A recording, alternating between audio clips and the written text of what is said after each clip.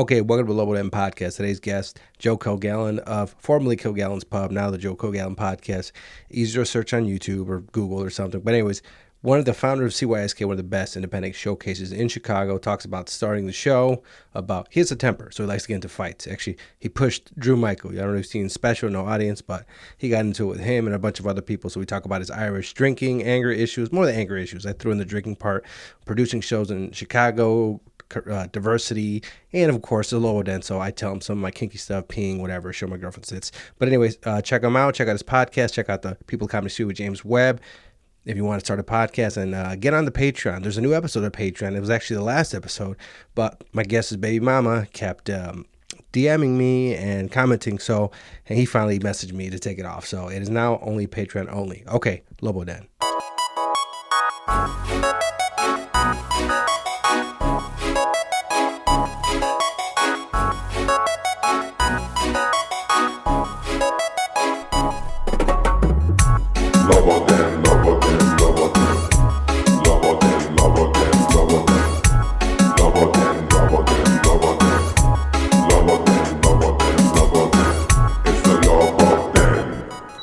Okay, welcome to the Lobo Den podcast. Can you get my ears up a little bit higher, Mr. James Webb? This is Giovanni Diaz. I want to hear myself. Is that okay? All right. This is Giovanni Diaz. I'm the host. To my left is James Webb from the People of Comedy Studio and Put It Over Productions. Yes. Did you get the Southwest thing out yet, or the what? Yeah, it's out. It's out. That's I just been with you. Go to People of Comedy's YouTube page to watch South by Southwest. And in front of me, one of the original podcasters of the People of Comedy Network. Your banner used to be here. The Irish. I forgot what. Yeah, the Irish flag. The Irish flag. I remember that. Well, the room was white too in the beginning, right? It was white. Yeah. It didn't have all this darkness. Disgusting. It was, oh, wow, okay. But Joe Kilgallon. What's up, dude? Thanks for having me on. What's up, Joe? I'm not going to say any names, but before the podcast started, we're looking at a comedian and his wife's tits. No. I'm not saying names, right?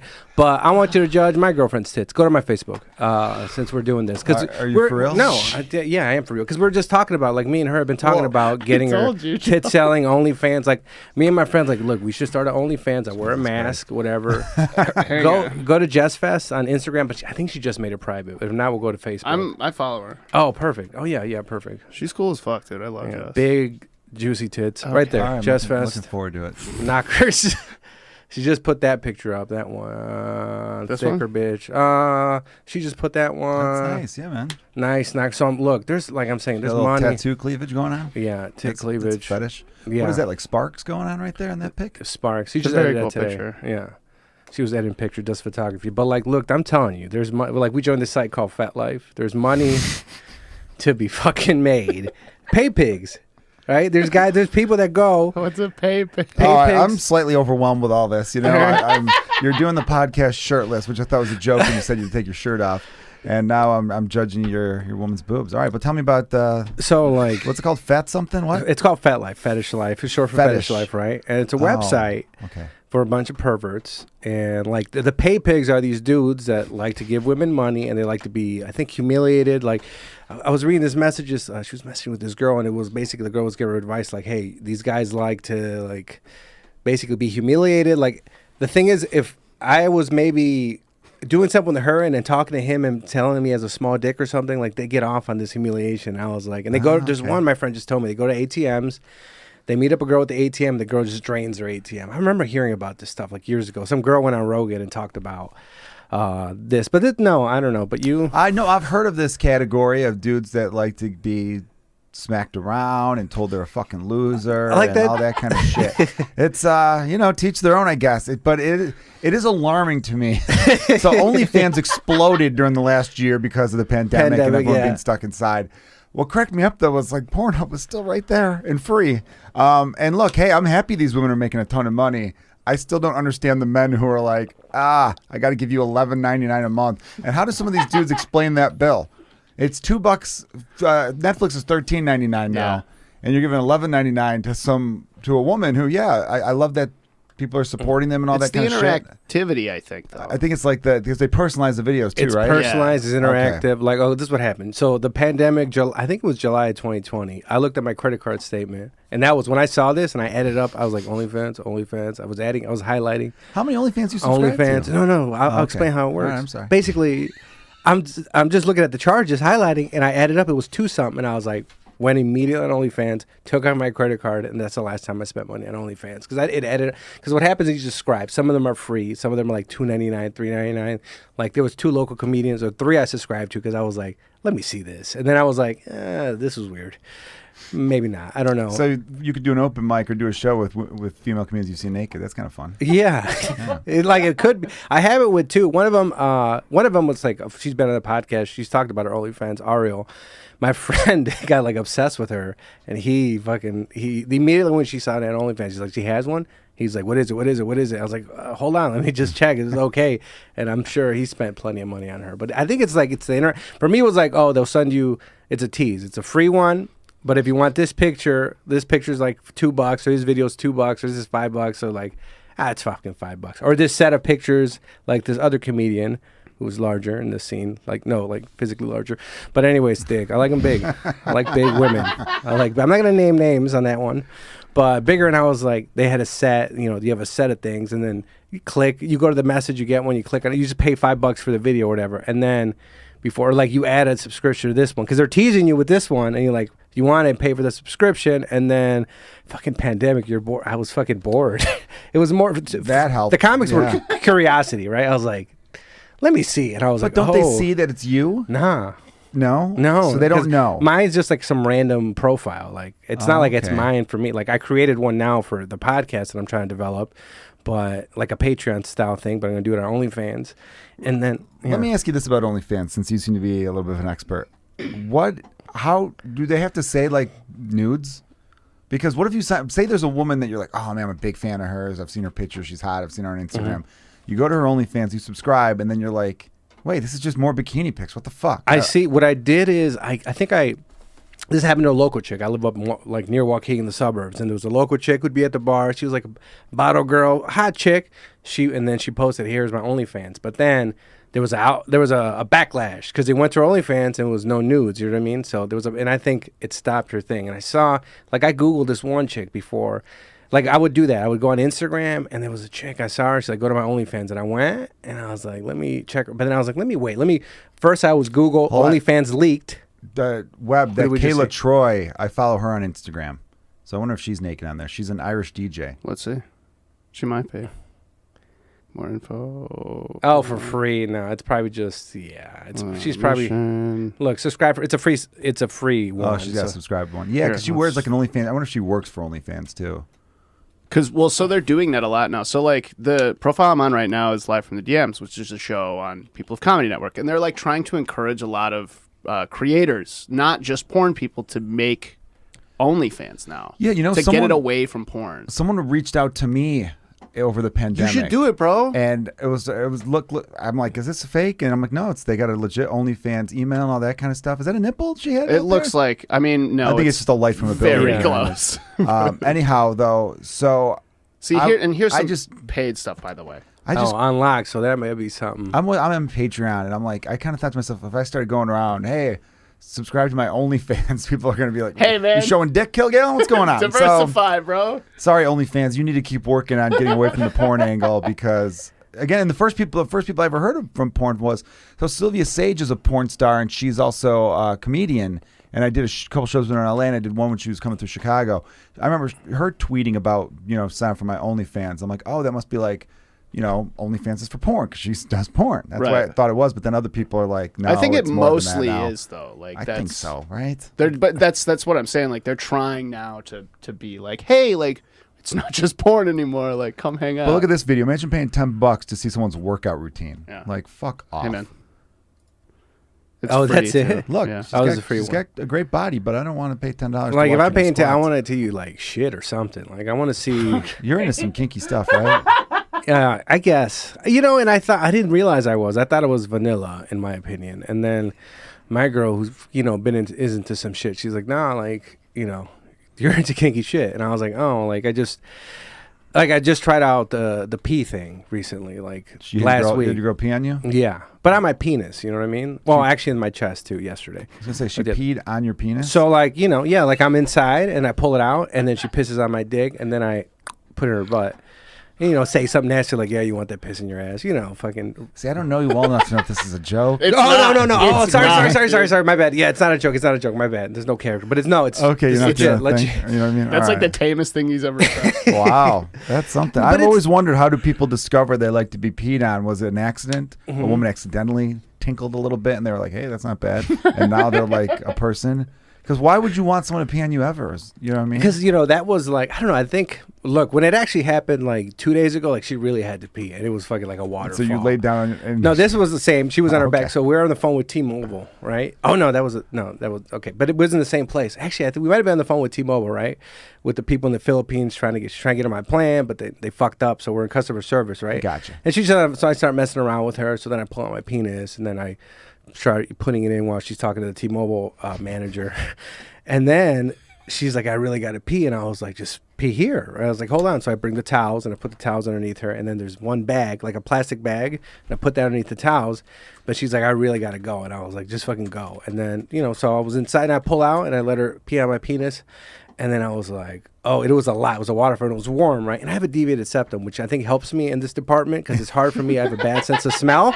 So there's a lot of things I don't smell, right? And so I didn't smell all the pee. I just felt this warm, gushing, thing. And it was like, it felt great. You know what I mean? It's like, talking about girl being wet. It was like, it was amazing. I loved it, dude. It was, I was like, this is so fucking hot. I fucking absolutely loved it. Whatever gets you there, pal. But if you're with a girl, she's really wet. Like I've always been in, I don't want to say this, but I've always been into having sex with a girl during certain times of the month. Gotcha. And I prefer that because I liked how it felt. But this to me was like, whoa. I didn't think I would I had a linking. I was like, man, I kind of want you to, pee on me. Or she seems to be the right girl for you because I feel like what percentage, James? 98% of women would be like, no, I'm using the toilet. You fucking get out of my house. 98 is too low. Yeah, it's like 99 point something. And I feel like nearly 100% of women have been like, I don't even have a cell phone. I'm gonna go pee in the toilet and then I'm gonna flush it. Yeah. I'm not gonna piss in my own place on you. That I don't. Man, hey, she's like recording. She's like record it. Right? Yeah, we're recording, right? And so it's just because it's before I felt like I was with girls and I was like, I tried to push my limits and then they'd be like, all right, this is enough, and I pull back. You know what I mean? How did you meet this lovely woman? Facebook stalking. Oh, okay. I didn't know if it was like a Tinder thing where it's like I'm into some shit and then she's like I'm into some shit and you guys swipe the same way. No, it was Facebook. It was quick. Like I've said it before on the podcast. It was quick. It was basically she was a friend on Facebook. Like people you shouldn't. To me, people you shouldn't. People you should know. Yeah. To me, like when I look at that, it's like, oh, these are people that potentially could book me, or I could book and go to a show. But mostly, it becomes people I could potentially fuck. Right. Yeah, that's how I see that. People I should know. I was like, I go mutual friends, single. Oh, I have a boyfriend. Don't waste my time. So I had her. We had some mutual friends, and then, I start my process, which is, I see stories. Right. I'll click on the thing on her story, and then I'll wait.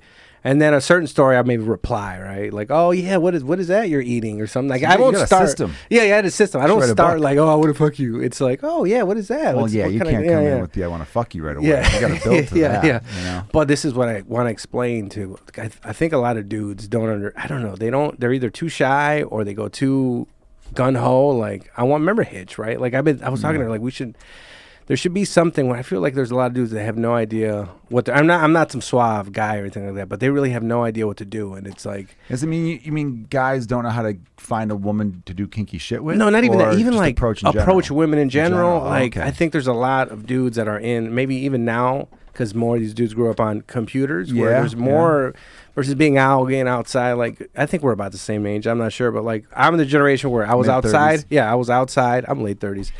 I was outside till with the bikes, no cell phones, and then when I was in high school, I was the first guy with a cell phone, and then cell phones came. But we were outside, we were talking to people. So I'm in both. Now I'm in this generation. But before, it's about the same generation for me too. So if I could further interview you a little bit, and sorry to your listeners who probably heard these stories a million times.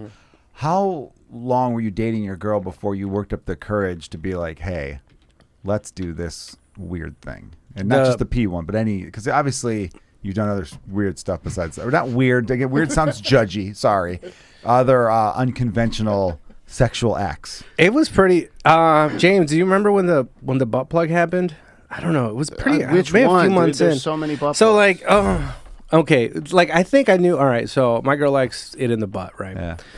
And then I was never, before her, I think I might have had anal like 3 times, maybe. And like one, I wasn't sure if it really even happened or it never. Oh, actually, it was. All right, another backstory. Before I met my girl, there was a few years ago, I had sex with a lot of prostitutes for a few years, like probably like over 60 or something.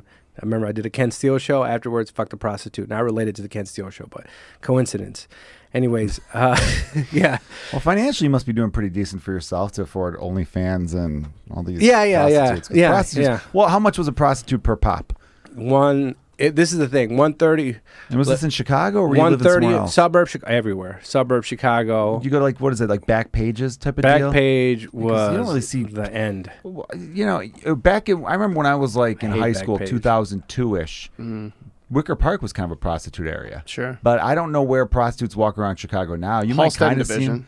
Yeah, actually, by Joe's on Weed Street, I've seen a couple down that way near that. Don't what's tell that, me these VIPs? things. Back when Don't the tell me Chicago these Center things. was, Yes. when I was working there, dude, like every time I took a Halstead bus, there'd be like fucking 5 chicks hanging out outside. But you weren't of picking them up Hackey's. like that. You were going backstage. So Or whatever I it's did called. everything. Right? Back Pages, I mean. I don't think I ever picked up a streetwalker here, but I did pick up a streetwalker twice in Los Angeles. You ever pick up a lot lizard? No, You know what that's that is? where That's I like have to truck drive stops, a truck. man. Pinnell, It's right? fucking nasty. Pinnell told me about lot lizards, right? They're like the ones that fuck truck drivers. Where are they Yeah. at? Rest stops? Where are they? They hang out at those. Hang out at rest stops and No, they charge like $50 a hand job No, or a but blow I- job or something. No, but I did like pick up something close to a lot lizard at CVS in Waukegan, and then I didn't have any money, but she licked one of my balls because I didn't have money, so I gave her like some Newports after Summerfest. I love the detail of one of your balls. It was- Did she not want to lick the other, or was, was that negotiated? It was She's like, "You only negotiated. get She's one like, ball." I'll lick one of your balls. Just one. And where I was sitting was like the right one because she was to my right or something like that. And then that was Yeah, accepted. balls are close enough together where it doesn't matter what side of the car she's sitting on to get them. You know what I'm saying? Yeah, Like, yeah. It's not like I would always I tell can them- only reach the right, but I can't reach the left. Like, how wide are your balls, bro? I think, well, it was like, maybe she was insulted because I didn't have any money. I only had I didn't even have a full pack of cigarettes. I had like 2 or 3 left. Yeah. So it's like, you know what? It's more like, I think it was the principle. Like, this is all you're giving me. You're getting So one she ball. approaches you going, I "Hey." approached her. Oh, you approached her. I got completely I can't say the word. I got wasted Yeah. at Summerfest, right? Obliterated. Embarrassed the girl I was dating at the time. Completely embarrassed myself. She dropped me off in my car. I drove to Waukegan. I drove to a hotel to try to go in and get their food. And Yeah. I realized everything's locked. So I left the hotel. Now I went to a bar and I was like, oh, I can go to this bar and keep drinking. Or I was just trolling. And then there's this bar across from the CVS. It was called Club 18 in Waukegan. It's still open. It's a bar, but it's connected to a liquor store so they can stay late. It's one of those Gotcha. things, right? Yeah. So they could stay late. And I saw this kind of lady, older lady, not homeless, but, she was one of these bar hags from this, wino bar in Waukegan. And then I was like, let me see. So I see her walking in the CVS parking lot. I pull up to her. I was like, what's up? I was like, I think something, I don't know exactly my words, but basically it was like, oh, how much for some head or something like that. And he said, how much you got? And then I was like, the thing is, I Got nothing but no, I think I cigarettes. looked for money or something. I was like, oh man, and I was like, in there's situations when you're desperate. Like I know I had some, and then I'm like, I have these cigarettes, and then I was like, I think she came in, and then I forgot exactly the details. It was a few years ago, but I remember we negotiated. So she's like, all right, I lick your right ball, or lick your ball. I lick one of your balls, is what she said, and I gave her like 3 cigarettes. Oh man, that's something because look- what's the point of someone licking your ball one time? Like the hottest woman in the world could lick my right nut once and it does nothing for you. This is the thing. It's I think I was an addict, right? So I needed some type of fix, either booze, alcohol, some type of there vice. you go. I gotcha. And there was a point, there'd be Friday nights when I was used to go out and drink and get wasted, and I wouldn't. And then I'd be at the house, and I had this itch. It's like, I need to fuck somebody I shouldn't fuck, or anything. And I'd go to the Jewel, and then I'd buy a bunch of, like, bad food or junk food. Like, it was like, I always describe it, remember that it's like a little toy. It's like it's full of, like, glitter and stuff on the inside, and it's liquid, and you push the liquid. Or like a balloon. You squeeze the balloon, like... there was a thing inside me, a vice thing that had to come out somehow. You know what I mean? I was a vice addict.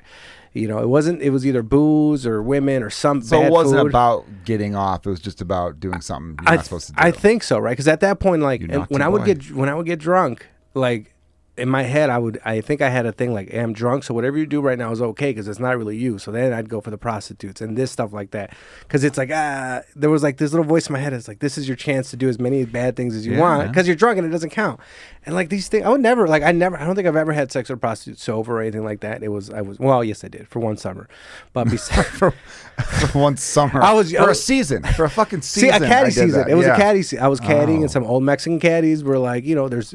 in the cat, I don't know. Did you caddy? I never caddied. No, you were an umpire, right? As a kid, I was a little league umpire. You were a little league umpire as a kid, but I was a caddy, and then you got 13-year-old, 15-year-old, 16-year-old kids with like adult men who have drinking problems, caddying together at the same caddy yard. So they're like, hey, I was like 16, I forget how I was young, or maybe 18, and I was like, one of the dudes like, hey, we have found this whorehouse, and I was like, get out of here, and I was like, what? And I went one time, did it, was disgusted with myself. The second time, I was like, hey, I guess it wasn't so bad. And then that summer, I locked out like 23, like Jordan that summer. And then, yeah, man. But that's when I was sober because it was on the way home from caddying. I was young, I had all this extra money, and I was like, dude, I like this podcast. You're making me feel a lot better about myself and the decisions I've made. So but you fight a lot of people. I don't get I in do. fights like here we go. Now you're segueing into some of the stuff you did. Did you punch Drew Michael or something? Or no, I pushed him. I pushed Drew Michael. But somebody else punched. Michael Sanchez punched him. Oh, Michael Sanchez, another founder. You were one of the founders of CYSK. I pushed him down one step, and the next day everyone's like, I heard you threw him down a flight of stairs. I'm like, no, I didn't. It was one step. But also, don't talk shit in front of stairs. You know what I mean? So like, we made up like a day or two later, I think. I can't remember. Was he a producer too of the show? I forgot. He was. It was all, who was this? Okay, people don't. So CYSK producers would got into fights a few times. I mean, it's a very successful show, and like I feel like a lot of successful shows, there's some infighting and some real fighting sometimes behind the scenes. And he's a great comic and was a great producer, but yeah, he's hard to work with sometimes. I'm sure he would admit to that. Yeah. So to like non-comedy listeners, CYSK is the Comedians You Should Know. Is the number one independent showcase, I think, in the country. To me, in the Chicago for sure. It's definitely the best in Chicago, and there's so many great shows in Chicago, so that says something. And in New York, most people feel like it's now the best there. The CYSK in New York? Yeah. The LA one has had its ups and downs, but it sucks because of the pandemic. The LA one was really taking off in the right direction. Bill Burr had did the last one. Oh, I remember. And just to get a picture of him with our logo right behind him, because, we have a famous logo that we have in the background for all of our shows.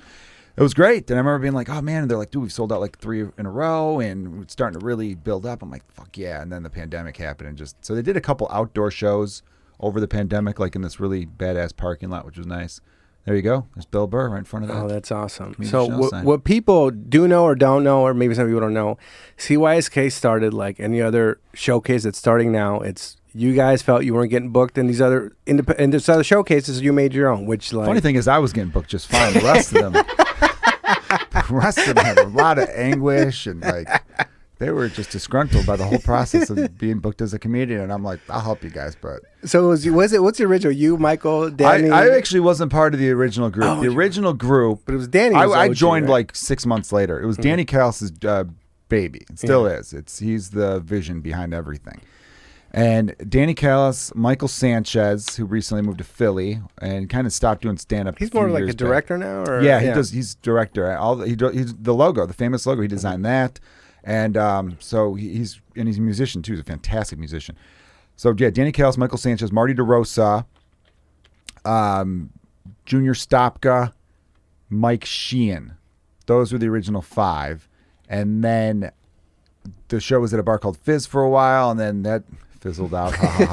And the bar was a piece of shit owner, and then it ended up closing anyway. So then they went to reorganize it. I had done shows with some other comedians at a place called Timothy O'Toole's. So I was like, Danny Callis wanted a downtown location because nothing was really happening downtown at the time, and he wanted to be on a Wednesday. I don't know if this was kind of everyone's concept, where it was like, if we could sell out a show on a Wednesday, they're going to be cool people, because if you're going out on a Wednesday, you're probably cool. Yeah. That was like our mindset behind it, right? So we're like, we just got to work our way up to that. And yeah, so I joined, and then Mike Leibovitz joined, and Drew Michael joined. I guess Drew Michael first came on as like an intern for them, and then later was like, I got to be a full-time producer. And then Junior and Sheehan kind of stepped back a little bit, and then we've added people along the way, and people have left and come back. And but no, it's the Chicago crew right now is Ed Town, Blake Burkhart, Jonah Jerkins, Danny Kells, Marty DeRosa, and myself. That's like the crew right now. I believe we might be adding someone, but we haven't officially announced that yet. So, have you started? You haven't started back up? We're coming back soon. Okay, very soon, before the summer's through. There's ongoing meetings right now about it, and it's gonna be big. Got some big shit. Yeah, and when people, the non-comedian fans, don't know, like, if you're a Chicago comic and you do CYSK, that's like your like. I won't say you made it, but it's like that's that moment where it's like, oh shit. But even for the non-comedians, like Comedians You Should Know was inspired by the fact that some people were not happy with where they were and decided, I'm gonna fucking build something better than what's happening right now. So wherever you're at in your life, listeners, you could do the same shit. And it doesn't bother me anymore, but it did irk us every now and then when people would be mad at CYSK for things. And I'm like, well, if you're mad at us for not getting booked, right? But I'm like, you're mad that you're not getting booked at a show created by people who are mad they weren't getting booked for shows. Start your own shit. That's like the biggest thing we wanted to inspire people to do. You know, obviously we wanted to sell out every week and kind of build up like this Comedians You Should Know, like, you know, at first we were like, we're a comedy collective that happens to run a Wednesday show. And we want to produce stuff. And we did, you know, we were really ambitious when we first started. And I think that ambition is going to be coming back because we recorded an album. There's 6 of us on a comedy album, just Comedians You Should Know, self-titled. Drew Michaels on it, myself, Danny Callis, Michael Sanchez, Marty DeRosa, and missing somebody. Did I say everybody? Mike Leibovitz. Leibovitz, I was going to say Mike Leibovitz. I missed Lebo, who's fucking amazing. Love that guy. So, yeah, yeah, we did an album. We were doing like little mini tours. We toured through a few cities to the Midwest, like St. Louis and Cincinnati and Springfield, Missouri, and Cleveland. You know, we did some runs, and yeah, it was really fun. So I'm hoping we could get back a little bit to that. But the Wednesday show it's production value. It's showing your audience you give a fuck. So many shows. Hopefully, I haven't seen as much in Chicago anymore. But when I was coming up, there'd be people who were just like, we have a microphone in a room, and it's like, no. Give a fuck. Come on. You know what I mean? I remember like they didn't see audience members. The audiences would walk in, see 6 comics dicking around at the front door, and they're just like, where do I sit? And then they'd sit in the back and the show. So like, I don't know, just some professionalism. Think about when you go to a nice restaurant, you're greeted by a host. How are you? Welcome to the show. How many people are in your party? Oh, you bought 2 tickets. What's your name? Cross it off because we see that you purchased the tickets online in advance. We bring you over to the table. We got some cool music playing. The lighting's just right. There's so much more that goes into a show. I think people think microphone and a stool, and there you go. No, not at all. Like, if you want your shit to be better, then you have to treat it that way. You have to build it bigger, you know? It's like, you obviously take this podcast very seriously. You have notes, you research your guests, you're doing it from this great studio. You got James Webb, one of the best in the business producing. I should be wearing a shirt, but you should be wearing a shirt. Yes, you know what I mean? But like, that's the thing though. If you were just doing this in a closet in your apartment, fine, that's fine. There are people who do stuff like that and they're totally content. That's great. My beef, I guess, or this rant is directed towards people who don't put effort into things and then bitch about why their things suck or why they're not getting more. It's like, you're not getting more because you're not fucking doing the work. You think you're doing the work, but you're not. You're half-assing stuff. You keep half-assing things. You know, Breaking Bad, you don't take half measures. We learned that in that show. That's right. So, like, if you want to create something special and be part of something special, you have to put some work in. We spent hours handing out flyers. Flyers is like the lowest form of promotion. It's stupid. But Danny Callis was like, for every 1,000 flyers you hand out, if you get 2 people, it's worth it. And yeah, sometimes we get 2 people standing out there for 2-3 hours at the corner of Michigan and Ohio, cold as fuck sometimes, but we did it, you know? And now the thing is built up to a point where we have a huge email list that we built up. You know, you've got to figure out a way to get your audience coming back to you. And everyone knows the quality's great because we made sure the quality's great. There's so many things you can't control. What you can control is putting up the best fucking comics you could find. Now, I'm not saying don't book a friend here or there because life is short and you want to be around the people you love. But if you book a friend that's iffy, you better make sure the rest of the lineup is awesome. Yeah. You know what I mean? So book an iffy friend here or there. Don't book 6 iffy friends on one show because no one's coming back, and that's going to fuck you in the long run. Is that the conflict right now in the scene? The people are complaining about people are booking their show friends. Is that right, James? You don't want to speak on it? That's been the forever, conflict, right? Forever. And time. it'll be the conflict forever going forward. Yeah. And I suggest people stop giving a fuck about that. Yeah. You know what I mean? There's nothing you could do about it. Just stop. There's so many things where I'm like, fuck, did we learn nothing? Did we learn nothing over the last 15 months? That stop with the petty bullshit. that this scene and other scenes get into, but I feel like Chicago gets more bogged down with it because we don't have industry here. That's one of the great things about Chicago. There's some industry, of course, but there's not enough industry where it's always in your face. So you don't feel the pressure to, produce or whatever or get results. You could just experiment. You could try new things. You could figure out how to be good under low pressure, right?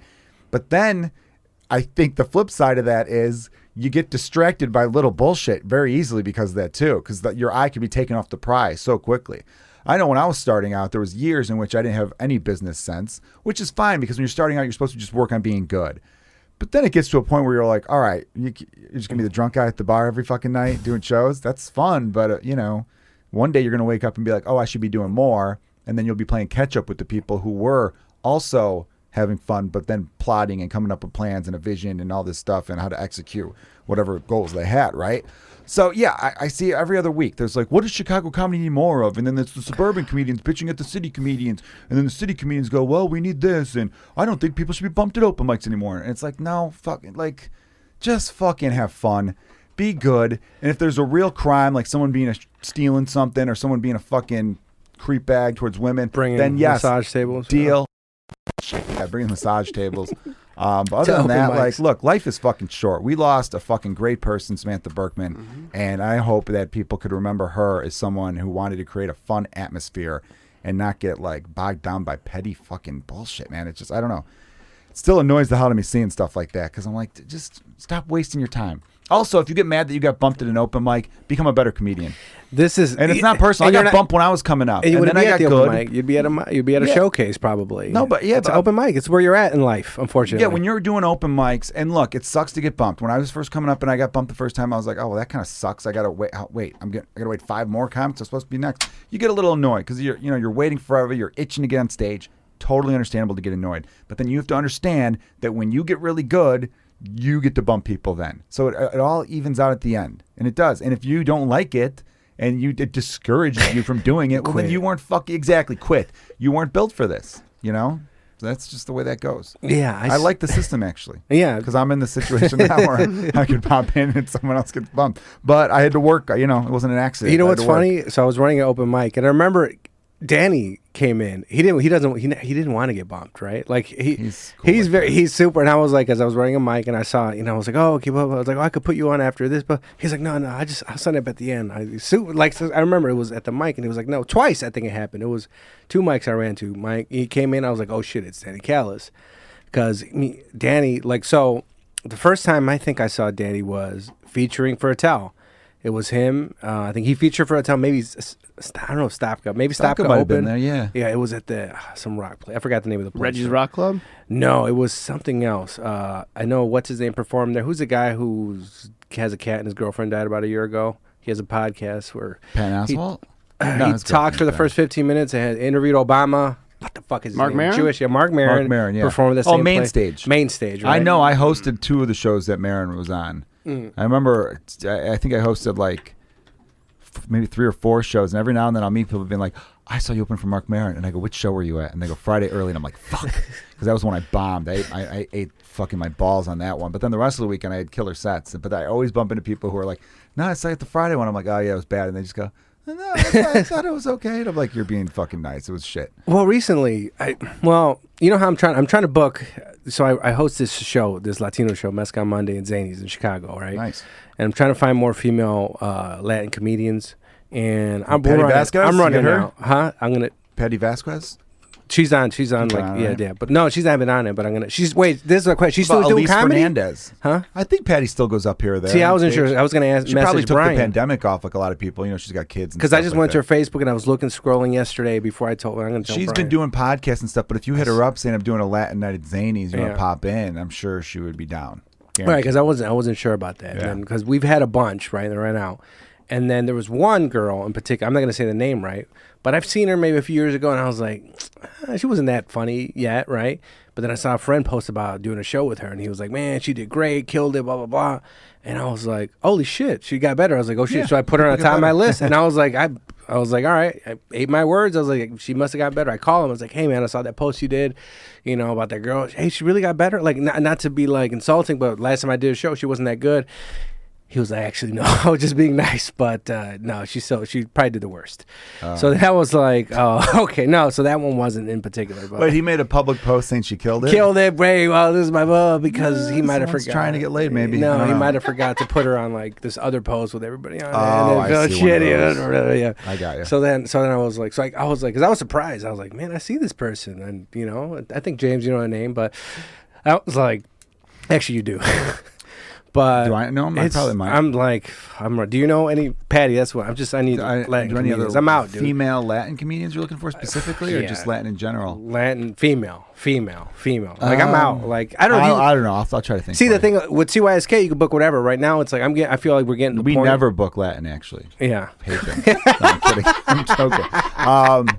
Yeah, we book whoever we want. So it's ever funny. So you don't run out. Like I'm like out, and I don't want to get to the point where like you get the same crowd every week, or is it different people coming in? No, it's been different. Some same, some different. You know what I mean? Recycle people, I think we're gonna have to recycle, but I want. Well, bring Abby Sanchez and Joey V and have them just work on new stuff. Yeah, Abby's done it twice. Joey headlined the last one, but now I think he's back to being crippled.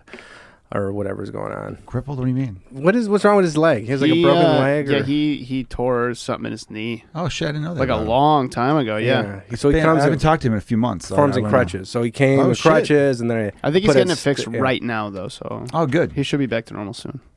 But the thing is, there's a point where with 2SK you don't have it where it's like female Latin. Like I'm running out, right? So I don't want. It's either gonna be recycle, bring in the other races, or I don't want to get to a point where it's like the quality is going to have to go down. You know what I mean? Because it's like, because you're booking a quota. I don't know. You guys don't have that issue. Because like, I feel like when there's a quota and there's like, it has to be this, and that, like, there's only so many. It is tough. And it's tough, like, fuck. It's like, all right, do we book this person who's not as funny because they have a pussy and they're brown, or what do we do? Like, I don't know. That's the ordeal that a lot of shows and producers and Hollywood itself is dealing with right now, where I feel like a lot of the people who achieve whatever they're, who get stuff, I guess, I feel like most of them are very deserving. But I definitely know that they're like, there's too many straight white guys and enough straight. Someone told me like there was 30 comics who auditioned for JFL in Chicago this past run. Yeah. And only 3 were straight white guys. Yep, that's correct. That's all of them. Fucking crazy to me because, and I'm sure everyone who was on it was deserving. So it's not, when I say this, it's not to take away from them. But it's just a little shocking because the demographics don't meet the percentages that are around. Like if someone made the argument where like if we could create a world where there's more representation, more people will go into it. I'm like, I believe in that. Yes, if you're you're saying you're looking for Hispanic or Latin women, I should say. If you're a young Latin woman and you see more and more Latin women killing it in comedy, then maybe you're like, oh, I always thought it was funny. That's an option for me now. I could do that. I totally understand that. But then every now and then it's like you can't just what are you going to start knocking on doors going, have you thought about stand-up comedy today? How about like we're going to do infomercials trying to convince people to go into comedy? Some people don't do it. Okay. Yeah, I feel like by now in 2021, if you're a young teenager and you're thinking about comedy, I don't think whatever your background is going to prevent you from doing it. No, it's not. Some more straight white guys just happen to go into it. I don't know why, because again, there's been more famous. There's more straight white guys in Chicago. Yes, what do you mean? That too, and it's true. If you, James, maybe look up the demographics of America. I think I don't know about straight, but I know white men. We're like white 49% of. It's something I know. Crazy. White people in general are like 67% of the population in America. Yeah. And there are more women than men. So. What's crazy is Latin is second, but people always kind of skip over them when they talk about stuff. You ever notice that? Latin's like 20%. Black people are 13%, and Asians are 12%, I want to say. Is it like the actual numbers there? Asians. But I got in this argument once with a producer in Milwaukee where they're like, oh, you should book X amount. Why aren't there half the show should be gay something comedians? I was like, well, look at them.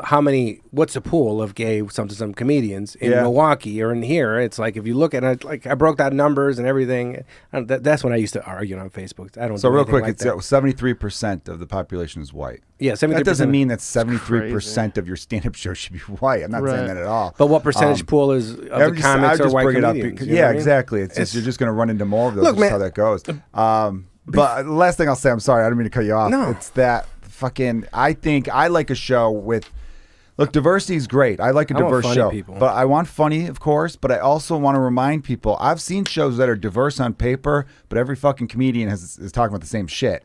That gets boring. I like diversity in a show because then you get different points of view, perspective, views, and all that stuff. So like that's where diversity is fun, you know, because if you have 6 guys from the same neighborhood on a stand-up show, it's like, this is going to get fucking boring by the 4th comic. I get it. Like, you know, you've dealt with all the same shit, and now we're kind of hearing the same version of that, slightly different from each one of you. So, yeah, I want that. But every now and then it's like, oh, look how diverse the show is. I'm like, yeah, but 6 people talking about living in garden apartments and how they can't get laid and all this shit. I'm like, it's the same. They're different shades, but they're the same person, you know? Yeah. And I think the first focus should be like, all right, we want to book the funniest people. And then you go into, I don't want it. Like, I remember I was like in, I guess, a meeting with some other comics because they were talking about doing a show. And some fucking losers, I bet. No, I'm just joking. Well, I won't. We're in a meeting, right? We're in a meeting, right? They invited me to have, and they were talking about, because we ran a mic and they talked about maybe doing a showcase. And one of the girls was like, the first thing, my number one priority is booking on diversity. But basically, it wasn't like who's funniest and then diversity. It was diversity and then we'll figure it out from there. And I didn't say anything in the meeting, but in my head I was like, I'm not gonna be a part of this because it goes against it wouldn't feel right to me. Like, I want to book funny and figure it out. And of course you want to mix. Like, when I booked, I ran some shows in Waukegan, right? I did like 4 shows in Waukegan a few years ago, and I didn't have any female comedians, but I tried to book a female comedian every single one, but they were booked. Every single time. That's happened before. Toomey was CYSK. booked. Chastity Washington. They were all booked. Amy Shanker was like, whoever was like, I tried to get in that time, like I couldn't. And it was like, and that time I didn't. It was basically I set up. It was basically like 3 headliners or 4 headliners. Then did their 20 and the amount of time. I didn't have I didn't have a time for like a guest spot at the time. Like this show. So it wasn't. I didn't have like. No, some people need to realize. I remember we had a show where we only had one woman on, and the one woman in question not in question, I don't know why I said it that way, but the one woman, I don't know why the fuck I said in question. The one woman kind of, part of her set, she gave us shit for only having one woman. Mm-hmm. The thing is, we had 2, and the other one canceled pretty late. You don't see that in the background. People don't see that. No, and also, like you were saying, because there are less female comedians, when female comedians get to that point where they have a solid, really good 15 minutes, they get booked a lot because all the shows want diversity. As you should want balance in your show because you're gonna half your crowd is gonna be female, so you should want female representation and female voice, and they're funny. They fucking serve it. So but again, they're smaller. It's smaller pool. So when like the top 5 to 8 female comedians who have a good 15 and could perform in a lot of different spots get there, they're booked so much that if one of them cancels, it does fuck up your process because it's like, all right, I've heard about this other comic that someone's recommending, but could you do 15? Yeah. Like, no, not really. And then if you're putting them you're putting anybody, female, male, non-binary, whatever, if you're putting them in a situation that they're not going to be good in, that doesn't help their fucking development. You know, I don't, maybe it can. It depends the mindset of certain people. Some people could be like, it forced me to get good in a quick amount of time, whatever. But at the end of the day, dude, you want it to be funny as hell. And, you know, if it gets to the point where you can't find that demographic, what the fuck are you going to do then? Is Galati still doing comedy stand-up? She's in New York, though, isn't she? Isn't she? She's all over the place. LA, I remember she put up a post complaining she wasn't getting booked enough after doing Conan or something. Anyways. I like Emily, but I did hear something about how she was pissed off. Fuck, I'll probably get in trouble for this. I like you, Emily. Don't get mad. She had just did Conan and then came back, and it was CYSK actually, so I'll tell the story. Why not? Fuck it. And she was mad that she wasn't headlining. She was like, wow, I do Conan, I'm still not headlining. And Chris Redd, who was producer of the LA show at the time, and I think it was just about to it was in a movie. Fuck it, he was in an Andy Samberg movie. He was going to close it out. But furthermore, the background of the story was Emily, the previous time she did CYSK, had a rough set. Rough to the point where she left, and then when our producer messaged her going, hey, you left without getting paid, she said, I don't deserve to get paid. I was that terrible. And they're like, oh, come on, stop it. So if you have a bad set like that, and yeah, you did a TV credit in between, but do you really expect your next time to go last? I don't think so, right? You know? I think that the Conan got to her head. I think like certain things get to people's heads. I don't know, but maybe that's probably what happened there. Because I remember seeing the poster. Like, great joke. She's very funny. She's and a yeah, joke writer, funny. And I remember the time I was producing something, and I was like, and there's a point where I try not to judge people by seeing them in an open mic. I started a few mics. I was like, okay. And then I was looking for a female comedian. And I hit up, all right, I want to book maybe. There's plenty of male comedians who pull that shit too. So Rena, what's his name? Pulled it off. He was just in town, wasn't he? Fuck. He has a podcast Brendan in California. Gay? Huh? Brendan Gay? No, but I don't know if Brendan's pulled that off. But fuck, I was just messaging about doing the podcast. So he comes back for some wrestling thing. God damn, he has a podcast in L.A. He's part Hispanic, I think. But he pulled that too. Yeah. Fucking, he likes soccer. Fuck. He was just in town maybe like a week ago or something, or he's coming in town. I forgot. But he has a podcast in L.A. He was from Chicago. He pulled the same thing. He recorded an album, and then he was like, I remember you made a post. I did an album. I should be doing this. And then everybody kind of had to check him and be like, well, like, look, man, at the end of the day, if you're not getting booked for this or that, it's like for a reason. And you will. If you're at that point, you're going to get it, you know what I mean? For the most part, unless you're a piece of shit. Well, you have to think about that, too. I feel like people need to understand, everyone goes through stretches where I'm like, why the fuck aren't I getting booked more? You know what I mean? But how do you handle that? Do you go on social media and be like, I fucking did this, I did that, how fucking dare you not? I mean, I just don't see how that makes you, oh, well, shit. I didn't know that. Thanks for having this post in which you clearly handle this like an adult. I'm now going to book you for shows. It doesn't work that way. Wait, your mom, this is not comedy related, but your mom pushed the lady at that fight at Jewel? Is that what happened? Kmart. It was Kmart. You got to fight. Oh, that was Jewel. You got to fight with your mom? I think if I with my mom, some guy stepped on her foot in the aisle at Kmart.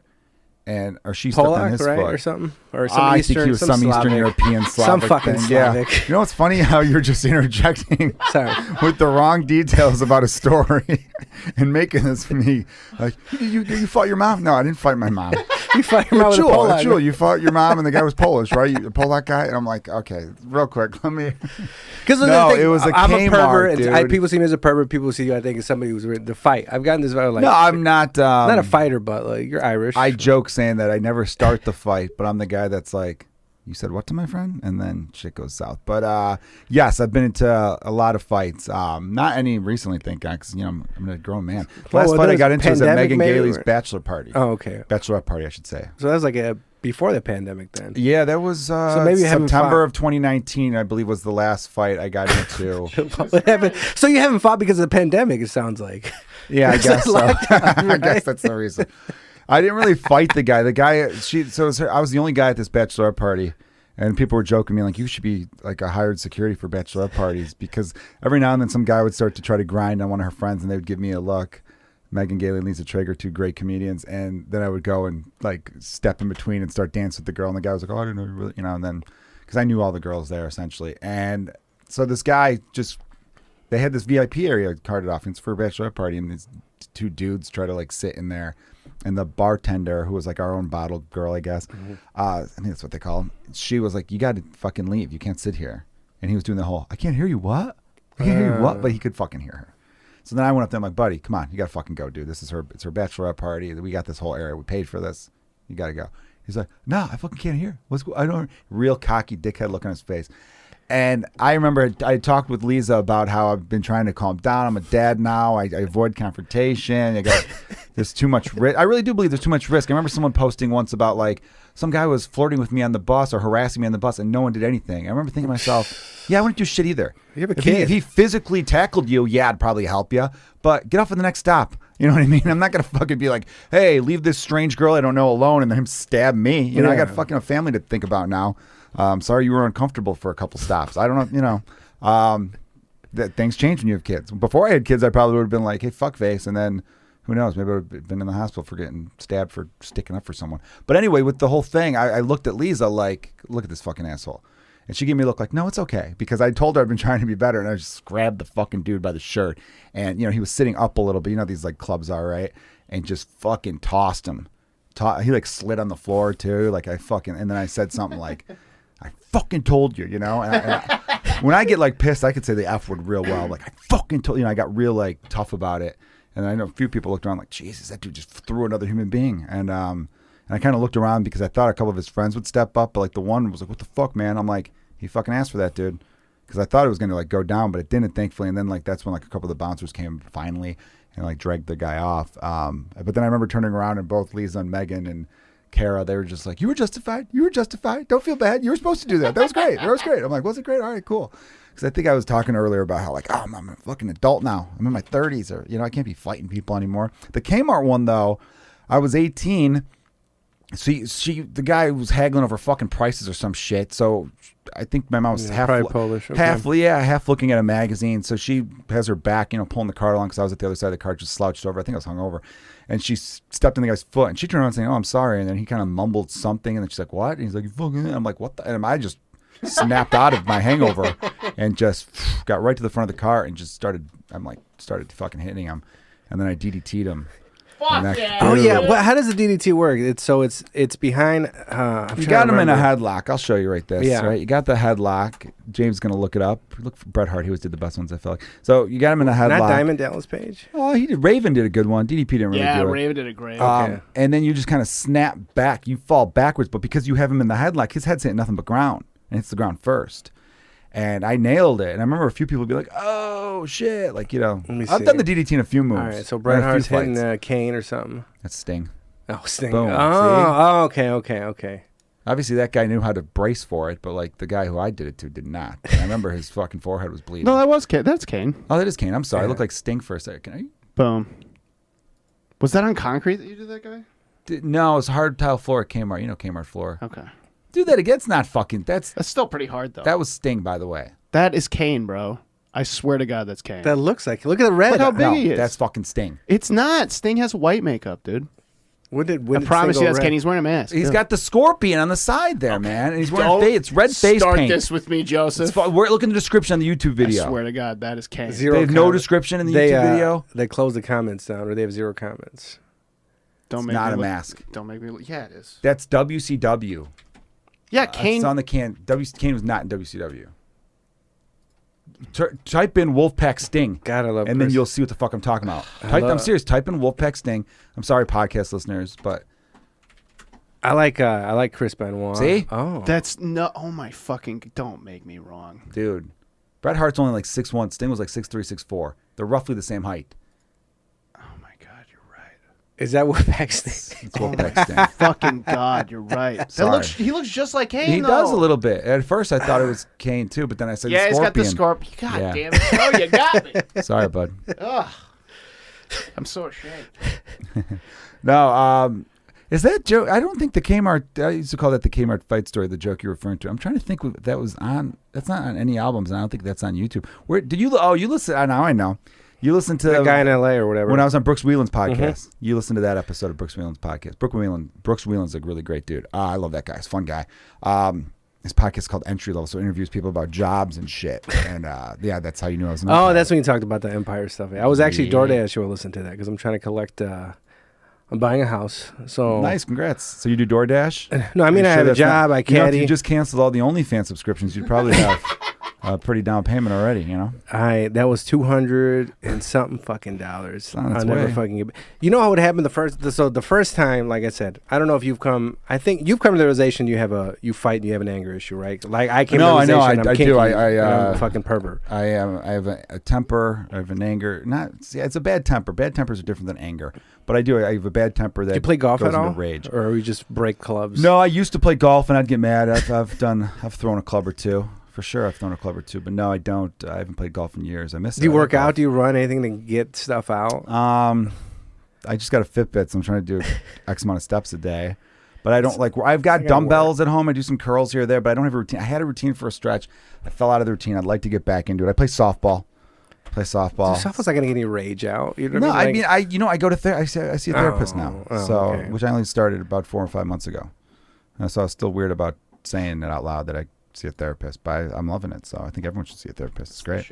I would just run, right? Running's so fucking boring to me, though, man. Where are you running to? I need to be going to a place. I was running outside. Like I couldn't run on a treadmill, but I would run outside. And my best some runs people were could do that. That's like my best runs were when I was like distraught, usually because of a girl or something like that, or like I'd picture something. Like let's say I wasn't through a breakup or something like that. I'd put it in my head, or there was something, or sometimes there was somebody I tried to fuck. So either I was distraught because something happened with a girl, or there's a new girl I wanted to have sex with. So I have it right in my head. I was like, all right, I'm gonna be in shape. So you're just going on a 2-mile hike with a Oh boner? no, I'd run like 6 7 miles. You know what I mean? 7 miles.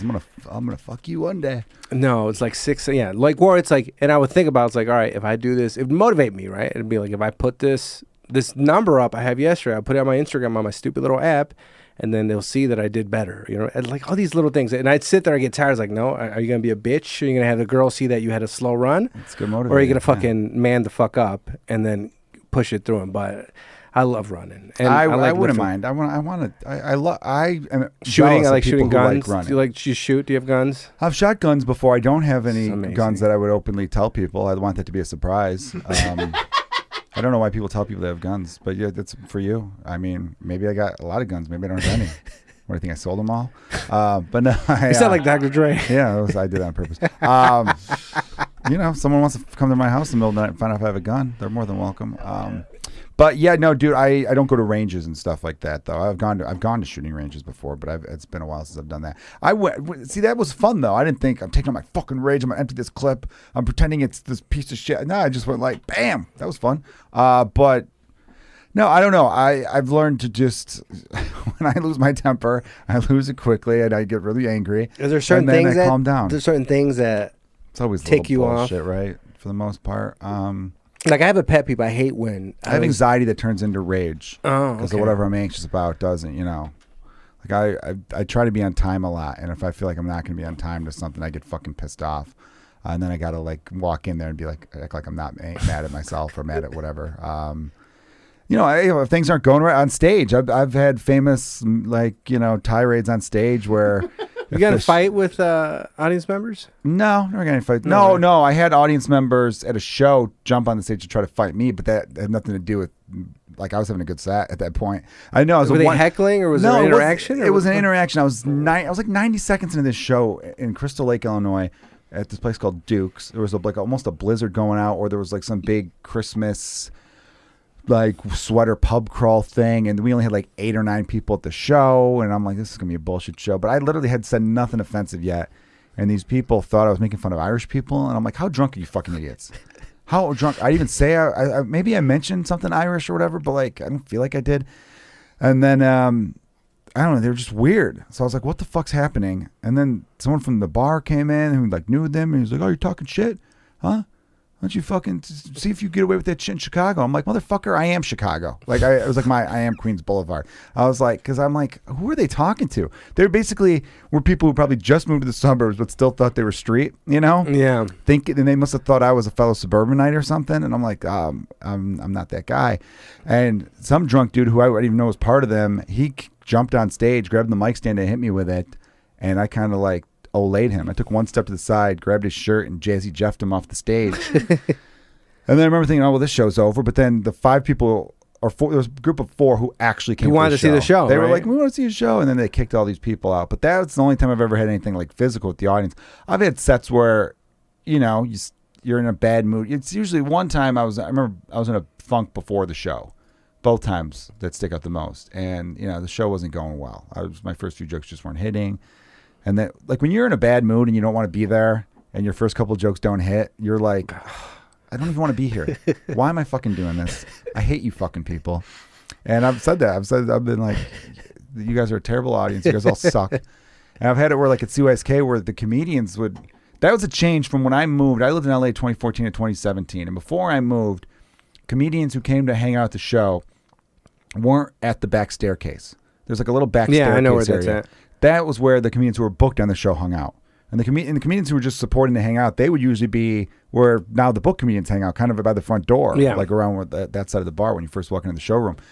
And that changed. And I kind of hate that. When we start up again, comedians who come to hang out, you're not going to be allowed in that spot. Because when you're going up, you kind of need that chill spot to hang out. And anyway, there was so many of those comics would hang out in that area. And I remember being like, fuck, this sucks because there's nowhere to fucking go. The shows are already cram-packed with people. Like, there's nowhere to breathe. You're just wandering around. And so I remember, like, saying, like, I had some tirade where the audience was like, Jesus, we're scared of this guy. And the comics in the back were giggling. And I remember being like, fuck you. I know it's like you're supposed to laugh at a comedy show, but I felt like they were laughing at me instead of with me. So I remember being like, hey, listen, you fucking douchebags. You little pieces of shit. We're not going to book you because you hang out here. Go to an open mic and get good. Stop fucking, clogging the area. Stop being in my way. Wear deodorant. Get the fuck out Wear of here. deodorant. Please, white comedians. I think I don't know if it's all white, but I've been at mics. It's like, white comedians, it might be a deodorant Dudes, thing. it's like, non-white deodorant. comedians, though, there's a breath issue.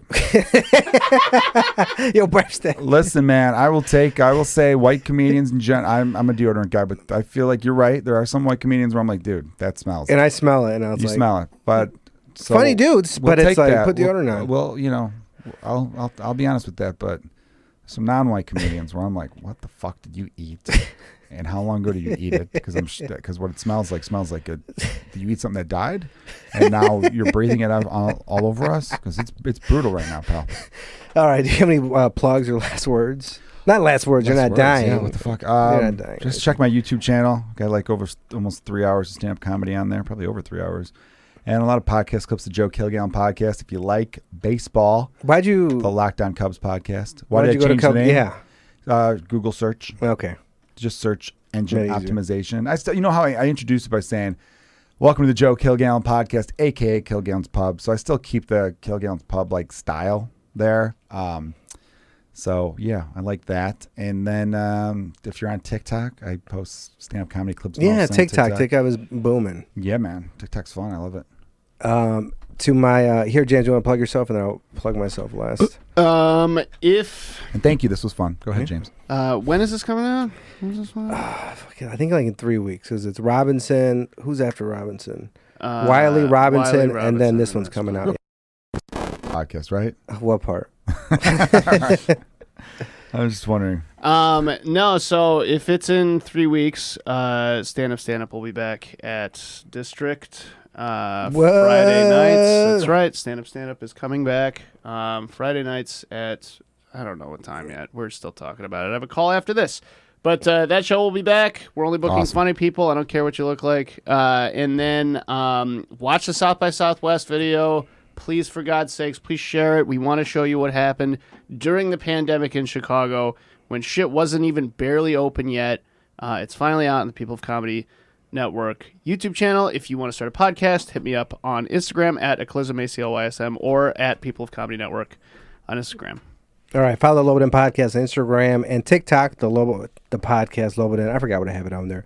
I like that name, Lobo Den. Yeah, Lobo Den. TikTok. You know what? Rating. I haven't got any ratings in a while, so give me a rating, review, Patreon.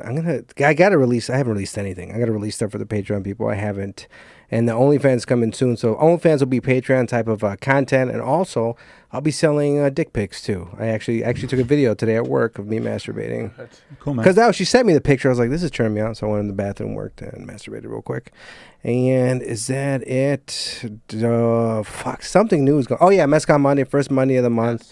Latin comedy. There's going to be people, and sure, Latino audiences. So if you want to buy cocaine from somebody, one of the 5 people, I'm sure will have some on them. I think that's it, right? Oh, and I use your podcast. I've used yours to research a bunch of people on here. Oh, so thanks, man. It's like, thanks for the listens, then. You know, yeah, it listens. I was like, okay, this guy, like all the people, like most of the people, I think in the Chicago comedy scene, that's anybody's been on the Kilgallon podcast. So I've used yours to research. I need a few more people. I need an assistant. Fuck 'em. So Well, yeah, right. Anyway, though, yeah. No, you're right. Fuck them. no, fuck them. Okay. But it's fuck. Look, I'll say it's to listeners. Fuck, man. Like it's just tough. Like releasing and producing, and it's fucking shit. Like I don't know. Like me, I have a full-time job, and now I'm trying to save this money, and now I don't do cocaine anymore. Oh, allegedly, I never did it. I don't know, but whatever. So it's like now, fuck, man. I'm like natural. So give me a fucking break. Fucks. No, it's tough. Yeah, you gotta really plan your week in advance. That's what I'm trying to start doing now. It's Sunday night. Go. What am I doing this whole week? Planning in advance. You know, I had your podcast right on my calendar. Funny thing is that at first I was like, I couldn't read my writing. I'm like, what do I have at 7:30? 7:30. Oh, you still have old school? You do yeah, all, like, yeah, I still like to write, and I'm like, I can't remember what this is. And then you sent me the message yesterday. I'm like, that's it. Awesome. Glad he sent that reminder. I would have fucked up.